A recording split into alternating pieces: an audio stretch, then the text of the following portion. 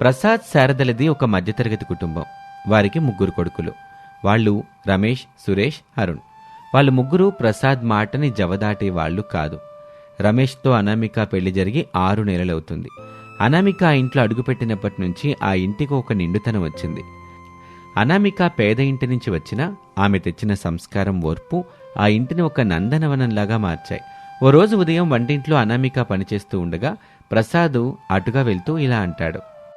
ఏమా అనామిక, అప్పుడే వంట పని మొత్తం పూర్తి చేసేసావా తల్లి? ఎప్పుడు ఏదో ఒక పని చేస్తానే ఉంటావు. కాసేపు విశ్రాంతి తీసుకోవచ్చు కదమ్మా. మామయ్య గారు, పొద్దున్నే లేచి పనులు చేసుకుంటేనే మనసుకి ప్రశాంతంగా ఉంటుంది.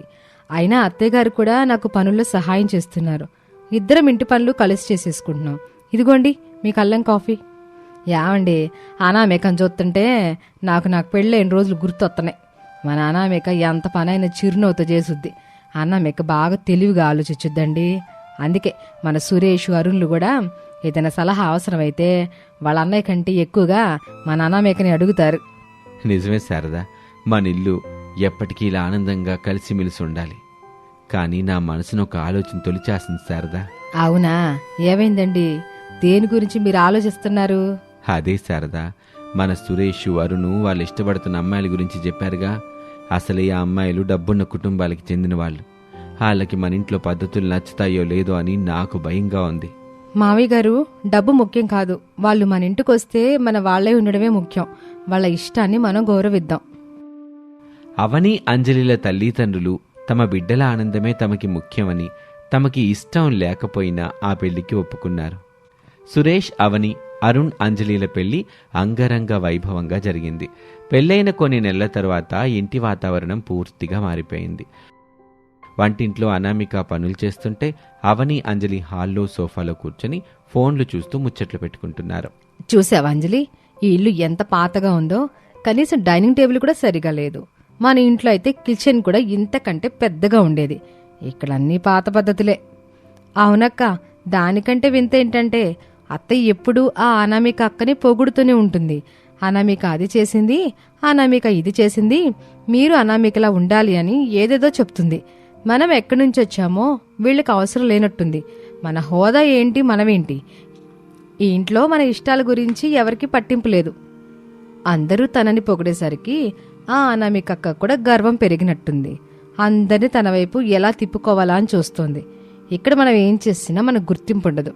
మనం ఈ ఇంట్లో ఉన్నంతకాలం మన బ్రతుకులు ఇంతే. కాబట్టి మనం వేరుగా ఉంటేనే మన నిర్ణయాలకి కాస్త విలువ ఉంటుంది. అవని, అంజలి అలా మాట్లాడుకుంటూ ఉండగా వంటింట్లో ఉన్న అనామిక ఇలా అంటుంది. అవని, అంజలి, వేడివేడి ఇడ్లీలు సిద్ధం, రండి అందరం కలిసి తిందాం. ఏంటి ఏదో సీరియస్గా డిస్కషన్ చేస్తున్నట్టున్నారు? డిస్కషన్ కాదక్క, వాస్తవాలు మాట్లాడుకుంటున్నాం. నువ్వందరినీ నీ మాటలు వినేలా చేసుకుంటున్నావు. నీకు నచ్చిన పనులని చేస్తూ మేము ఏం పని చేయనట్టు మమ్మల్ని ఇక్కడ విలన్లుగా చూపిస్తున్నావు నువ్వే. నీ సంస్కారం అంతా కేవలం నటనని మాకు అర్థమవుతుంది. ఏంటవని అంత మాట అనేసో? నేనెప్పుడు మిమ్మల్ని తక్కువ చేయాలని అనుకోలేదు. మీరు నాకు తోటికోడలు కదా, మిమ్మల్ని నా సొంత చెల్లిలాగానే భావించాను. చాలక్క, నీ నీతులు మాకొద్దు. మావి గారు ఇటు రండి. ఈరోజే ఏదో ఒక నిర్ణయం జరిగిపోవాలి. ఇక మేము భరించలేము. ప్రసాద్, రమేష్, సురేష్, అరుణ్ కంగారుగా అక్కడికి వచ్చారు. ఏమైందమ్మా, ఎందుకంత గట్టిగా అరుస్తున్నావు? మావి గారు, ఈ ఇంట్లో మాకు గౌరవం లేదు. మాకు ఆస్తిలో వాటా కావాలి. మాకు రావాల్సింది మాకు పంపించేయండి. మేము మా దారి మేము చూసుకుంటాం. ఈ పాత పద్ధతుల్లో మీ పెద్ద కోడలి ఆధిపత్యం కింద మేము ఉండలేం. అవని, ఆలోచించి మాట్లాడు. మేమంతా కలిసి ఉండాలనేది నాన్నగారి ఆశ. మీరొచ్చి 6 నెలలు కూడా కాలేదు, అప్పుడే ఆస్తి పంపకాలు కావాలంటున్నారేంటి? అన్నయ్య, వీళ్ళు రోజు ఇంట్లో ఇదే గొడవ చేస్తున్నారు. విడిపోతేనే గొడవలుండవని వాళ్ళ ఉద్దేశం. ఏంటమ్మా ఇది? నేను చనిపోయేదాకా అందరూ ఒకే గుడి కింద ఉండాలని కలలు గన్నాను. అసలైన ఆస్తి అంటే డబ్బులు కాదు తల్లి, మనుషుల మధ్య మమతాను రాగాలే అసలైన ఆస్తి. ఆ సెంటిమెంట్స్ డైలాగ్స్ మాకు చెప్పకండి మావయ్య. మాకు మా సొంత బిజినెస్ ఆలోచనలు ఉన్నాయి. మాకు మా లైఫ్ పైన ఒక ఆశ అంటూ ఉంది. మా ఆస్తి మాకు పంచేయండి, అంతే. ప్రసాద్కి పరిస్థితి అర్థమైంది. చేసేదేమీ లేక ఆస్తిని 3 భాగాలుగా పంచాలని నిర్ణయించాడు. అయితే ఆస్తి పంపకాల్లో అవని, అంజలి తమ అసలు రూపాన్ని చూపించారు. మావయ్య గారు, మెయిన్ రోడ్డు పక్కన ఉన్న 10 ఎకరాల తోట నాకే కావాలి. అలాగే ఊర్లో ఉన్న ఆ పెద్ద గిడ్డంగి కూడా నాకే ఇవ్వండి. నాకు ఆ ఊరి చివరున్న మామిడి తోట, అలాగే పాత బజార్లో ఉన్న మన షాపులన్నీ కావాలి. అమ్మా, మీరు అడిగినవన్నీ ఇస్తే మరి అనామికకేం మిగిలిద్దమ్మా? ఉన్న పొలాల్లో కూడా అన్నీ సారవంతమైనవే అడిగారు. రమేష్కి కేవలం ఆ పాతింటి వెనకున్న చిన్న పెరడు, ఆ రాతి నేలున్న భూమి మాత్రమే మిగిలిద్దమ్మా. దాంతో వాడెట్టా బతుకుతాడు? మావి గారు, వాళ్ళకి ఏది నచ్చితే తీసుకునివ్వండి. మాకు ఆ చిన్న పెరడు చాలు. కష్టపడే చేతులు ఉంటే ఎడారిని కూడా నందనవనం చేసుకోవచ్చు. నేను, అత్తయ్య, మావయ్య, మీరు మాత్రం మాతోనే ఉండండి. మిమ్మల్ని నేను జాగ్రత్తగా చూసుకుంటాను. మాకు ఆస్తి కంటే మీ ఆశీస్సులే ముఖ్యం. చూసారా, మళ్ళీ అనామిక అక్క తన పర్ఫార్మెన్స్ మొదలు పెట్టేసింది. సరే, నీకు ఆ పెరడే కరెక్ట్. అంజలి, మనం మన వాటా తీసుకుని వెళ్దాం. వెంటనే మన బిజినెస్లు మొదలు పెట్టుకోవాలి. ఇక ఆస్తి పంచటం పూర్తయింది. రమేష్, అనామికలకి కేవలం ఒక చిన్న పెరడు, పనికిరాని రాతి నేల మిగిలింది. సురేష్, అరుణ్లు తమ భార్యల మాట విని సిటీకి వెళ్ళిపోయారు. అక్కడ వాళ్ళు బ్యాంకుల్లో ఆస్తుల్ని తాకట్టు పెట్టి లోన్లు తీసుకున్నారు. అవని ఒక ఫ్యాన్సీ బట్టల షోరూం మొదలుపెట్టింది. అంజలి ఒక ఖరీదైన రెస్టారెంట్ తెరిచింది. కానీ వాళ్ళకి వ్యాపారం పైన సరైన అవగాహన లేదు. కొన్ని నెలల తర్వాత అనామిక తన చిన్న పెరట్లోని పనిచేస్తూ కనిపిస్తుంది. అమ్మ అనామిక, రోజంతా ఈ ఎండలో ఎందుకు కష్టపడతావమ్మా? మనకి మిగిలింది చిన్న మొక్కేగా, దీనివల్ల ఏమొచ్చిద్దని. అత్తయ్య, మట్టిని ప్రేమిస్తే అది మనల్ని ఎప్పుడూ మోసం చేయదు. నేనిక్కడ ఆర్గానిక్ ఫార్మింగ్ మొదలుపెట్టాను. రసాయనాలు లేని కూరగాయలకి ఇప్పుడు పట్టణాల్లో చాలా డిమాండ్ ఉంది. అలాగే ఈ రాతి నేల దగ్గర నేను ఆయిల్ ఫామ్ చెట్లు నాటాను. ఇవి తక్కువ నీటితో పెరుగుతాయి. భవిష్యత్తులో మనమే ఒక చిన్న ఆయిల్ ఎక్స్ట్రాక్షన్ యూనిట్ పెట్టేసుకుందాం. అవునమ్మా, అనామిక చెప్పినట్టే నేను మార్కెట్ మొత్తం ఎంక్వైరీ చేశాను. ప్యూర్ నూనె కోసం జనం ₹1000 ఖర్చు పెడుతున్నారు. మనం కల్తీ లేని నూనెని ఇస్తే అందరూ మన దగ్గరికి ఖచ్చితంగా వస్తారు. అనామిక కష్టం ఫలించింది. ఆ చిన్న పెరట్లో పండిన కూరగాయలు ఆరోగ్యానికి మంచివని ఊరంతా టాక్ వచ్చేసింది. అనామిక మెల్లగా ఒక చిన్న ఆయిల్ ఎక్స్ట్రాక్షన్ మెషిన్ కొని తన పెరట్లోనే నూనె తయారు చేయటం మొదలుపెట్టింది. మరోవైపు పట్నంలో అవని, అంజలిల పరిస్థితి తలక్రిందులైంది. పట్నంలో అవని షోరూంకి కస్టమర్స్ అందుగా రావట్లేదు. కొన్న స్టాక్ అలాగే పెరిగిపోయింది. సరైన టైంకి లోన్ ఇంట్రెస్ట్ పే చేయకపోవడంతో బ్యాంకులు నోటీసులు ఇచ్చాయి. అబ్బబ్బబ్బా, నెలకి 5 లక్షల రూపాయలు అద్దె కట్టాలి. స్టాఫ్కి జీతాలు ఇవ్వాలి. బ్యాంక్ కార్డు ఫోన్ చేసి వడ్డీ కట్టమంటున్నాడు. అస్సలు సేల్స్ లేవు. అంతా నష్టమే. అంజలి, నీ రెస్టారెంట్ ఎలా ఉంది? అక్క, మాస్టర్స్కి జీతం ఇవ్వలేక నేను కూడా వంటగదిలోకి వెళ్ళి వంటలు చేయడం మొదలు పెట్టాను. అయినా ఎవరూ రావట్లేదు. అన్నీ అప్పులే అక్క. మనం తీసుకున్న లోన్ ఇంట్రెస్ట్ ఇప్పుడు కొండలా పెరిగిపోయింది. నాన్నగారి దగ్గర ఇప్పుడు ఆ ఆస్తులు కూడా బ్యాంకు పరం అయ్యేలా ఉన్నాయక్క. నేను ముందే చెప్పానవని, నీకు వ్యాపారం రాదు అని. నా మాటలు విని కూడా డబ్బులు తగిలేశావు. ఇప్పుడు ఆస్తిని జప్తు చేస్తామని నోటీసులు ఇచ్చారు. రేపు మనం ఎక్కడికి వెళ్తాం? అనామిక ఇప్పుడు ఒక చిన్న వ్యాపారవేత్తగా మారింది. ఆమె ఆయిల్ బ్రాండ్కి మార్కెట్లో మంచి గుర్తింపు వచ్చింది. అదే సమయంలో బ్యాంక్ అధికారులు ప్రసాద్ ఇంటికి వెళ్లారు. ఎందుకంటే ఆస్తులు ఇంకా ప్రసాద్ గారి పేరు మీదే కొన్నున్నాయి. ప్రసాద్ గారు, మీ చిన్న కోడలు అవని, అంజలి తీసుకున్న లోను పెండింగ్లో ఉంది. వాళ్ళు కట్టకపోతే మేము ఆస్తులు జప్తు చేసే నోటీసులు ఇస్తున్నాం. కానీ మీ పెద్ద కోడలు అనామిక గారి బిజినెస్ రిపోర్ట్ చూశాను. ఆమె చేస్తున్న ఆయిల్ బిజినెస్కి చాలా మంచి లాభాలున్నాయి. ఆమె లోన్ కోసం అప్లై చేస్తే మేము 10 కోట్ల రూపాయల వరకు ఇవ్వటానికి సిద్ధంగా ఉన్నాం. ధన్యవాదాలు సార్. నాకు లోన్ కంటే నా కష్టం మీదే నమ్మకం ఉంది. మా తోటి కోడలు తీసుకున్న లోన్ ఎంతుంది? వాళ్ళని ఇబ్బంది పెట్టకండి. ఆ డబ్బు నేను కట్టేస్తాను. అనామిక, వాళ్ళు నీతో ఆస్తి కోసం గొడవ పడ్డారు తల్లి. నిన్ను ఎన్నో మాటలు అన్నారు. ఇప్పుడు నువ్వు వాళ్ళ కోసం నీ సంపాదన ఇస్తావా? మామయ్య గారు, వాళ్ళు చేసిన తప్పులు వాళ్ళకి అనుభవంతో తెలుస్తాయి. కానీ కుటుంబం రోడ్డున పడితే నాకేం లాభం? ఆ ఆస్తి తాతలది. అది బ్యాంకు పరం అవ్వకూడదు. ఈ విషయం తెలిసిన అవని, అంజలి దిగులుగా తరలు దించుకుని అనామిక దగ్గరికి వచ్చారు. వాళ్ళకిప్పుడు అసలైన ఆస్తి అంటే ఏంటో అర్థమైంది. అక్క, మమ్మల్ని క్షమించు. నీ మంచితనం తెలియక నిన్ను మేము హేళన చేశాం. నువ్వు కష్టపడి పనిచేయడం వల్ల ఆ చిన్న పెరడు ఈరోజు కోట్లు సంపాదిస్తుంది. మేం కోట్లు పట్టుకుని వెళ్ళి అప్పులే మిగిల్చుకున్నాం. అవునక్క, సంస్కారం లేని డబ్బు మనిషిని నష్టపడేలా చేస్తుందని మాకిప్పుడు తెలిసింది. బ్యాంక్ వాళ్ళు ఆస్తి జప్తు చేస్తాం అన్నప్పుడు మాకు నువ్వు చేసిన త్యాగం గుర్తొచ్చింది. నీవు మా పాలిట దేవతవక్క. అవని, అంజలి, ఏడవకండి. నేను బ్యాంక్ లోన్ మొత్తం క్లియర్ చేసింది మీలోని ఈ మార్పు కోసమే. మీ ఆస్తులు ఇప్పుడు సురక్షితంగా ఉన్నాయి. కానీ ఇక నుంచి వ్యాపారం అంటే ఆడంబరం కాదు, కష్టం అని గుర్తుంచుకోండి. మీరు నా ఆయిల్ ఫామ్ బిజినెస్లో పార్ట్నర్స్గా ఉండండి. మనమందరం కలిసి ఈ బ్రాండ్కి మంచి పేరు వచ్చేలా చేద్దాం. వదినా, నువ్వు మా ఇంటికి వచ్చిన మహాలక్ష్మివి. మా నాన్నగారు చెప్పింది నిజమే. ఆస్తంటే బంగారం కాదు, అనామిక వదిన లాంటి మనస్సు. అవునదినా, ఇక మీదట మేము విడివిడిగా ఉండాం. నీ నీడలో అందరం కలిసి ఉంటాం. చూస్తారా అమ్మాయిలు, అనామిక సంస్కారం ఎట్టా గెలిచిందో. రమేషు, అనామిక లాంటి భార్య దొరకటం నిజంగా నీ అదృష్టంరా. అనామిక ఓపిక, తెలివి ఈ రోజు మనల్ని కలిపింది. అమ్మ అనామిక, ఈరోజు అందరం కలిసి ఒకే దగ్గర కూర్చొని భోజనం చేద్దాం. మనందరం కలిసి భోజనం చేసి చాలా రోజులైంది. ఆ రోజు నుంచి ప్రసాద్ ఇల్లు మళ్లీ పూర్వ వైభవాన్ని సంతరించుకుంది. అనామిక ఆయిల్ ఫామ్ బిజినెస్ ఇంకా ఎత్తుకెదిగింది. అవని, అంజలి తమ అహంకారాన్ని వదిలి అనామికకు సహాయంగా నిలిచారు. ఒకప్పుడు హేళన చేసిన వారే ఈరోజు అనామికాని చూసి గర్వపడుతున్నారు.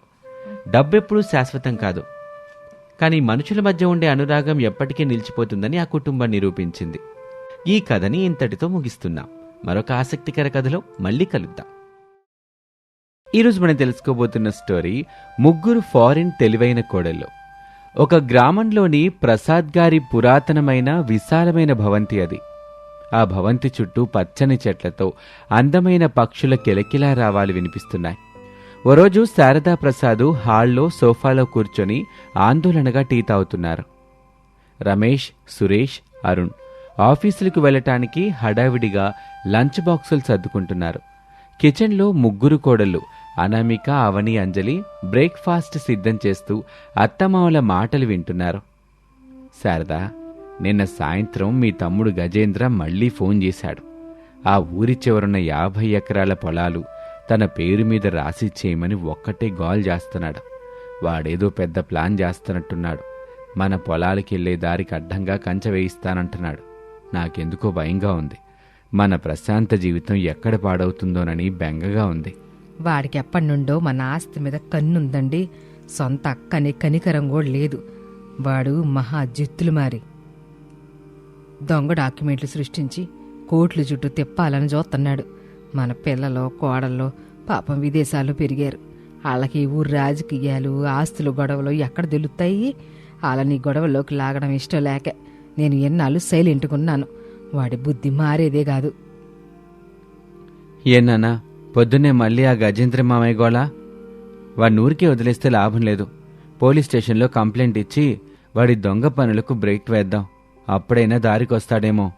అవునన్నా, అన్నయ్య చెప్పింది కరెక్ట్. వాడి ఆగడాలు రోజురోజుకి మితిమీరిపోతున్నాయి. నిన్న మన పొలంలో పనివాళ్లను భయపెట్టి పంపించేశాడంట.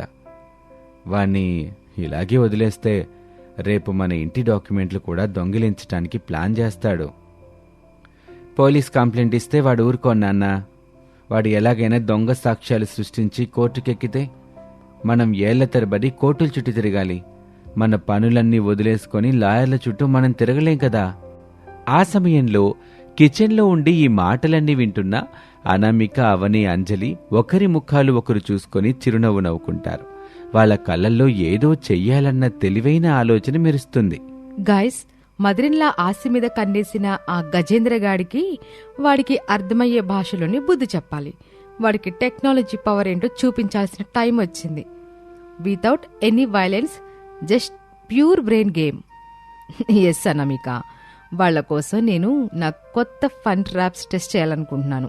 నా దగ్గర automatic net shooters, slippery mats ఉన్నాయి. వాడు మన ఇంటికొస్తే కార్టూన్ నెట్వర్క్లో టామ్ అండ్ జెర్రీ ఆటే. నేను వాడి మైండ్తో ఆడుకుంటాను. సైకలాజికల్గా భయపెడదాం. వాడికి దెయ్యాలు, భూతాలంటే చాలా భయమని నేను వాడి ప్రొఫైల్ స్టడీ చేశాను. నా 3D హోలోగ్రామ్స్తో వాడికి చుక్కలు చూపిద్దాం. అనామిక, నువ్వు ముందు వాడి కంప్యూటర్ సిస్టంలోకి ఎంటర్ అవు. అలా అనుకుంటూ ముగ్గురు బ్రేక్ఫాస్ట్ ప్లేట్స్ తీసుకుని డైనింగ్ టేబుల్ దగ్గరికి వస్తారు. అత్తయ్య, మావయ్య, మీరు అనవసరంగా టెన్షన్ పడకండి. ఆ గజేంద్ర సంగతి మేం చూసుకుంటాం కదా. మీరు హాయిగా వేడివేడిగా ఇడ్లీలు తినండి. అమ్మాయిలు, మీకు ఈ ఊరు మనుషుల గురించి తెలీదమ్మా. ఆడు చాలా కన్నింగు. మీరు విదేశాల్లో చదువుకున్నారు. మీకు ఈ మోసాలు అర్థం కావు. మీరు దయచేసి సైలెంట్గా ఉండండి. మేము లాయర్తో మాట్లాడి ఎట్టగొట్ట మేనేజ్ చేస్తాం. డోంట్ వరీ అత్తయ్య, మేము ఎవరిని ఒక్క మాట కూడా అనం. ఒక్క దెబ్బ కొట్టాం. మా పద్ధతులు చాలా డిఫరెంట్గా, ఫన్నీగా ఉంటాయి. వాళ్ళంతటా వాళ్ళే భయపడి పారిపోవాలంతే. అది మా ప్లాన్. అవునత్తయ్య, మీరు జస్ట్ రిలాక్స్ అవ్వండి. మామయ్య, ఆ గజేంద్ర వాడే ఫోన్ నెంబర్, వాడి అకౌంట్ డీటెయిల్స్ నాకు ఒకసారి మెసేజ్ చేయండి చాలు. మిగతాది మా స్మార్ట్ డివైజెస్ చూసుకుంటాయి. అది విన్నాక భర్తలు ముగ్గురు తమ భార్యల వైపు ఆశ్చర్యంగా కాస్త అయోమయంగా చూస్తారు. అనామిక, నీకేమైనా పిచ్చా? వాడు లోకల్గా అందరినీ మోసం చేసే రకం. నువ్వు ల్యాప్టాప్ ముందు కూర్చొని కోడింగ్ రాస్తే వాడు భయపడిపోతాడా ఏంటి? ఇవి real world problems. Exactly darling. Real world అయినా డిజిటల్ వరల్డ్ అయినా కంట్రోల్ చేసేది టెక్నాలజీ మాత్రమే. మీరు హ్యాపీగా ఆఫీస్కి వెళ్ళండి. సాయంత్రానికి మీకు ఒక కామెడీ సినిమా చూపిస్తాం. అలా అనుకుంటూ ఉండగా రాత్రి సమయంలో గజేంద్ర ఇంట్లో గజేంద్ర ఒక సోఫాలో కూర్చొని వేడివేడి పకోడీలు తింటున్నాడు. గజేంద్ర తన అనుచరులు చింటూ బంటూలతో తన కుట్రలకు పదును పెడుతున్నాడు. చింటూ బంటూలు పక్కనే నిలబడి జాంకాయలు తింటున్నారు. ఒరేయ్ చింటూ, ఆ శారదక్కయ్య ఇంటి ఆస్తిపత్రాలు, ముఖ్యంగా ఆ 50 ఎకరాల పొలం డాక్యుమెంట్లు ఎక్కడున్నాయో కనుక్కున్నారా? అవి నా చేతికొస్తే ఇక పండగే పండగ. అన్నయ్య, పక్కగా కనుక్కున్నాను. ఆ పత్రాలు వాళ్ళ హాల్ వెనుక ఉన్న పాత లాకర్ రూమ్లో ఒక ఇనుప బీరువాలో ఉన్నాయి. కానీ ఆ ముగ్గురు ఫారెన్ కోడలు ఎప్పుడు ఇంట్లోనే ఉంటున్నారు. వాళ్ళ భర్తలు ఆఫీస్కి వెళ్ళినా వీళ్ళు మాత్రం ల్యాప్టాప్లు, ఏదో పిచ్చి పిచ్చి వైర్లు పట్టుకొని ఎప్పుడు అవే చూసుకుంటున్నారు. అవునన్నయ్య, వాళ్ళ రూమ్స్లో చిన్న చిన్న బొమ్మల హెలికాప్టర్లు లాంటివి ఎగురుతున్నాయి. నాకైతే భయంగా ఉంది. అరే వెర్రినాయల్లారా, అవి బొమ్మల హెలికాప్టర్లురా. ఆ ఫారిన్ కోడలకి మన ఊరి వ్యవహారాలేం తెలుసు? వాళ్ళేదేదో టైం పాస్ చేస్తున్నారు. ఈరోజు రాత్రికి ఊరంతా పవర్ కట్ అయ్యేలా మనం కరెంట్ ఆఫీసర్తో మాట్లాడి చేద్దాం. కరెంటు పోగానే మనం గుట్టు చప్పుడు కాకుండా వాళ్ళ ఇంట్లోకి దూరి ఆ బీరువాలో ఉన్న డాక్యుమెంట్స్ ఎత్తుకొద్దాం. ఆ తర్వాత ఫారిన్ కోడలు ఏం చేస్తారో నేను చూస్తాను. ఆ సమయంలో గజేంద్ర ఇంటి బయట కిటికీ దగ్గర ఉన్న ఒక చెట్టు మీద ఒక చిన్న రోబోటిక్ దోమ కూర్చుని ఉంది.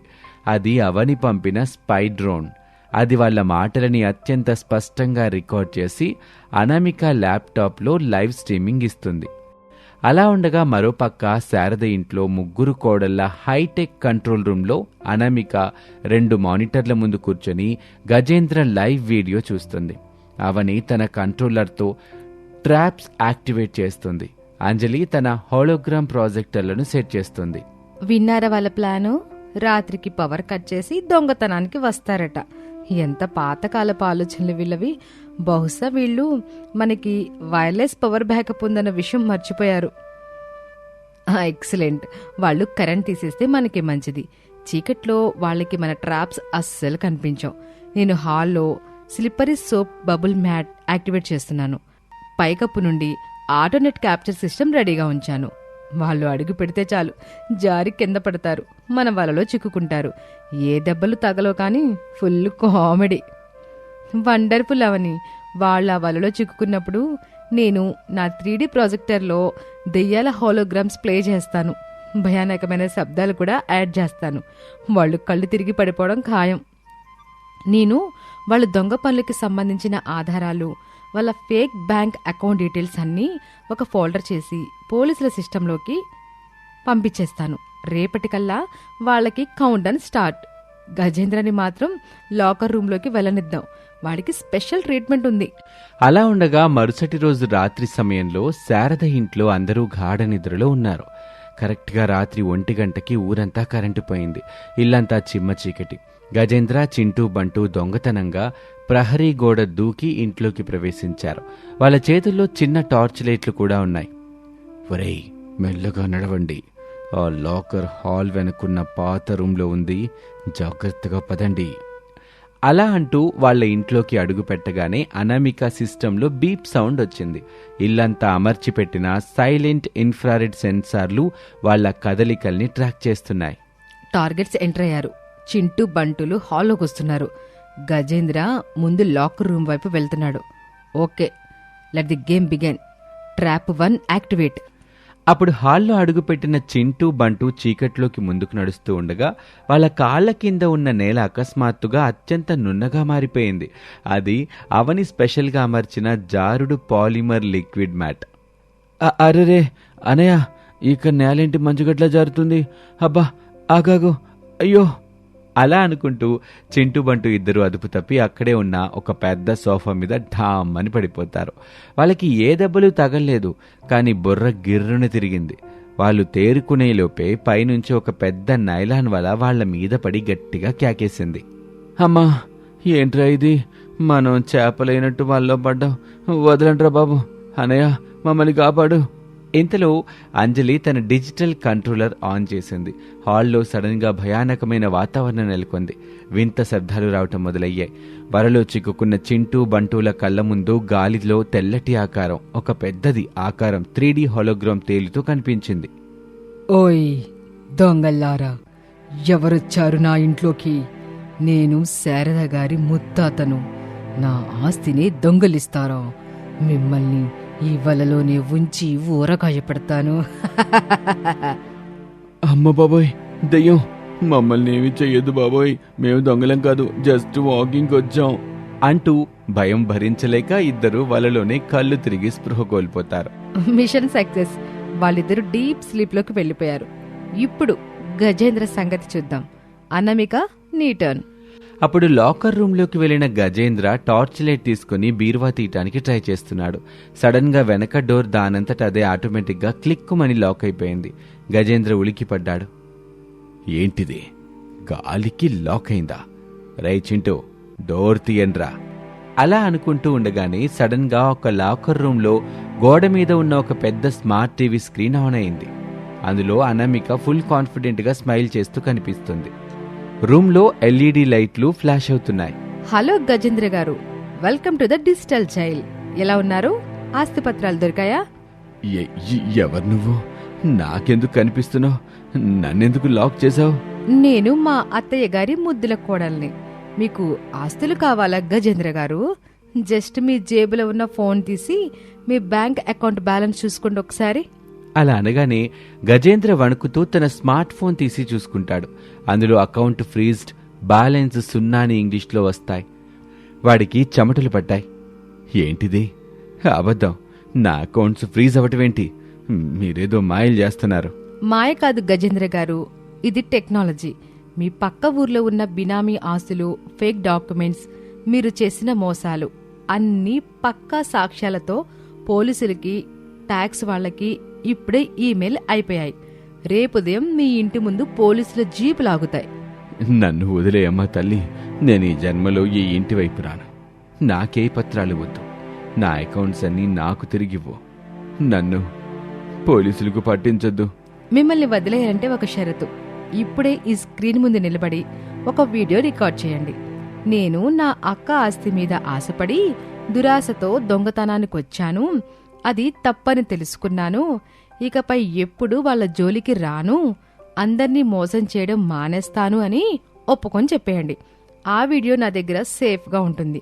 మీరు మళ్ళీ ఏ తప్పు చేసినా ఆ వీడియో ఊరంతా ప్రసారమవుతుంది. ఏది చెప్పండి.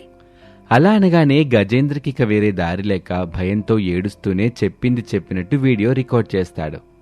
నా పేరు గజేంద్ర. నేను నా అక్క ఆస్తి కోసం తప్పు చేశాను. దురాశతో దొంగతనానికొచ్చాను. నన్ను క్షమించండి. నేను ఇక ఎప్పుడు ఈ ఇంటి వైపు కన్నెత్తి కూడా చూడను. నా తప్పు నాకు తెలుస్తుంది. పర్ఫెక్ట్. ఇప్పుడు డోర్ ఓపెన్ అవుతుంది. మీ ఇద్దరు అనుచరులు హాల్లో వలలో చిక్కుకొని పడుకున్నారు. వాళ్ళని తీసుకొని ఇక్కడి నుండి పారిపోండి. మళ్ళీ మా ఫ్యామిలీ జోలికొస్తే నెక్స్ట్ టైం మీ వీడియో యూట్యూబ్లో ట్రెండింగ్ అవుతుంది. అలా అనుకుంటూ ఉండగా డోర్ ఓపెన్ అవుతుంది. గజేంద్ర ప్రాణాలు గుప్పెట్లో పెట్టుకుని బయటకొస్తాడు. హాల్లో వలలో పడి నిద్రపోతున్న చింటూ బంటూలను అతి కష్టం మీద బయటకు లాగుతారు. వాళ్ళు గజేంద్రను చూసి అన్నయ్య, దెయ్యం అంటూ అరుస్తూ పరిగెడతారు. గజేంద్ర కూడా వాళ్ల వెనకే భయంతో పారిపోతాడు. ఇదంతా కంట్రోల్ రూంలో చూస్తున్న కోడళ్ళు ముగ్గురు పడి పడి నవ్వుకుంటారు. ఇక మరుసటి రోజు ఉదయం డైనింగ్ టేబుల్ దగ్గర అంతా ప్రశాంతంగా ఉంది. అనామిక, అవని, అంజలి ఇద్దరు టిఫిన్ వడ్డిస్తున్నారు. అరే, ఇది చూసావా శారదా, మన గజేంద్ర దొంగ పనులన్నీ పోలీసులకి ఎవరో ఆధారాలతో సహా పంపించారంట. ఆడి బినామీ ఆస్తులు సీజ్ చేశారు. ఆడెవ్వరికీ కనిపించకుండా ఊరు వదిలి పారిపోయాడంట. న్యూస్లో వేస్తున్నారు. అబ్బా, ఎంత మంచి వార్త నాన్నా. వాడి పాపం పండింది. వాడి అకౌంట్స్ అన్నీ ఫ్రీజ్ అయ్యాయంట. కానీ ఇది ఎలా జరిగింది? సడన్గా పోలీసులకి ఇన్ని విధాలా ఎవరు పంపించుంటారు? ఎవరో మంచి టెక్నాలజీ తెలిసిన వాళ్ళు వాడికి గట్టి షాక్ ఇచ్చారు నాన్న. ఏదేమైనా మనకు పెద్ద తలనొప్పి అయితే వదిలిపోయింది. అప్పుడు శారద ముగ్గురు కోడళ్ల వైపు చూసి అర్థవంతంగా చిరునవ్వు నవ్వుతుంది. కోడళ్ళు కూడా ఒకరికొకరు చూసుకొని అత్తగారికి కన్ను గీటుకుంటారు. ఏమోనయ్యా, పైనున్న భగవంతుడు అంతా చూస్తున్నాడులే. న్యాయం ఎప్పుడు గెలుస్తుంది. అవును అమ్మాయిలు, ముఖ్యంగా టెక్నాలజీ తోడైతే. అవునత్తయ్య, న్యాయం గెలవాలంటే కత్తులు కర్రలు అక్కర్లేదు. చిన్న లాజిక్, కొంచెం బ్రెయిన్ వాడితే చాలు. రిజల్ట్ ఇంకా ఫాస్ట్గా వస్తుంది. అండ్ కొంచెం స్లిప్పరీ మ్యాట్స్, క్యూట్ డ్రోన్స్ కూడా ఉంటే పని ఇంకా ఫన్నీగా అవుతుంది కదా అత్తయ్య. భయం అనేది మనిషి సైకాలజీలో ఉండే ఒక చిన్న వీక్నెస్. దాన్ని హోలోగ్రామ్స్తో ట్రిగ్గర్ చేస్తే వాళ్ళంతటా వాళ్ళే తప్పు ఒప్పుకుంటారు. అది విన్నాక భర్తలు ముగ్గురు తమ భార్యల మాటలు అర్థం కాక ఒకరి ముఖాలు ఒకరు చూసుకుంటారు. మీరు ముగ్గురు ఏం మాట్లాడుతున్నారో నాకేం అర్థం కావట్లేదు. అసలు రాత్రి ఏం జరిగింది? మీకు అర్థం కాకపోవడం మంచిది డార్లింగ్. మీరు హ్యాపీగా మీ ఆఫీస్ పని చూసుకోండి. ఇంటి బాధ్యత, ఇలాంటి శత్రులకి కామెడీ చూపించే సీన్ బాధ్యత మా ముగ్గురిది. మీరు సేఫ్ హ్యాండ్స్లో ఉన్నారు. అలా ముగ్గురు కోడళ్ళు ఆనందంగా ఒకరికొకరు హైఫై ఇచ్చుకుంటారు. ఆ కుటుంబం ఇకపై ఎలాంటి భయం లేకుండా తమ ఫారిన్ కోడళ్ల తెలివితేటలతో ఎప్పటికీ సుఖ సంతోషాలతో జీవనం సాగిస్తుంది. ఇది వాళ్ళటి కథ. మరొక ఆసక్తికర కథలో మళ్ళీ కలుద్దాం. అంతవరకు సెలవు. నమస్తే.